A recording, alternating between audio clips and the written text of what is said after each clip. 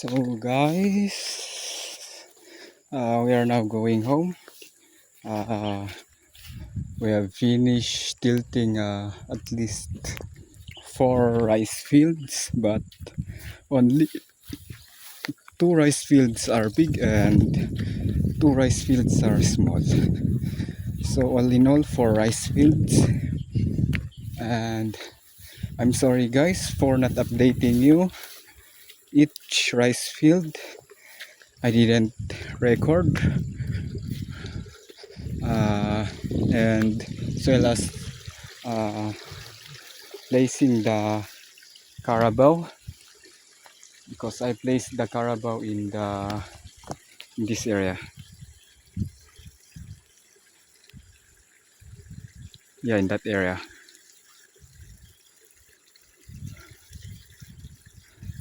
I don't know if you can see the cow there. The black.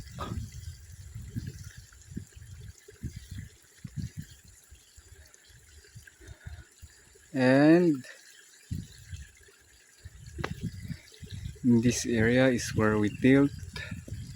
We last tilt in this area. This area where there's a carabao below. Yeah, there's a carabao there, and just below, at least the below, how many rice fields was that? 1, 2, 3, 4, 5, 6, 7, 8, 8, 9. All in all, 9 rice fields. Just below 9 rice fields of that carabao, then that's where we tilt the rice field. And I put the carabao here because there's a chance that carabao there, that this carabao here will damage the nylon. It's nylon, and it will go and torture this carabao here. This is the carabao here. Where's my hand? Yeah, yeah, there.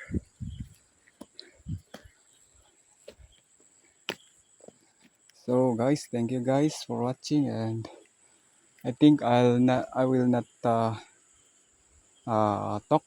here because it's already home. It's already homes here, so I'll just take a video up until I'm in our house.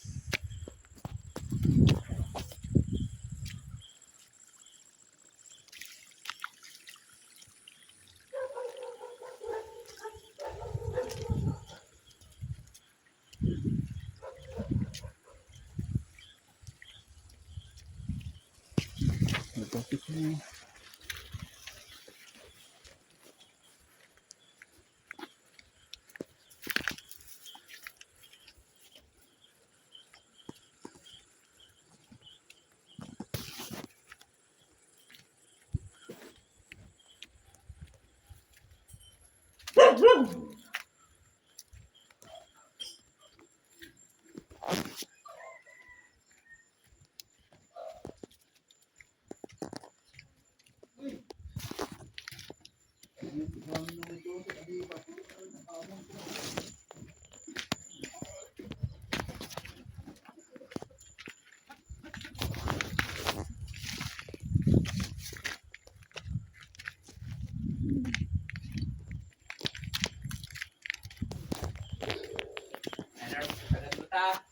Napas.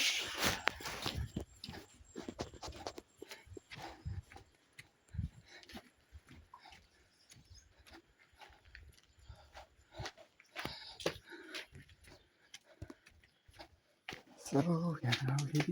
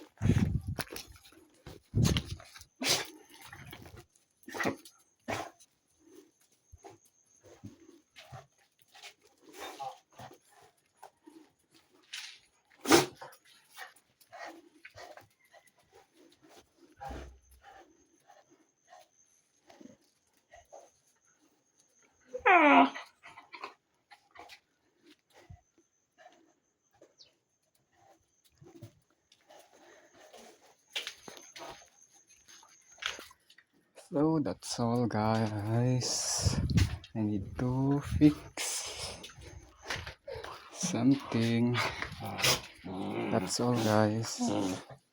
Thank you for watching.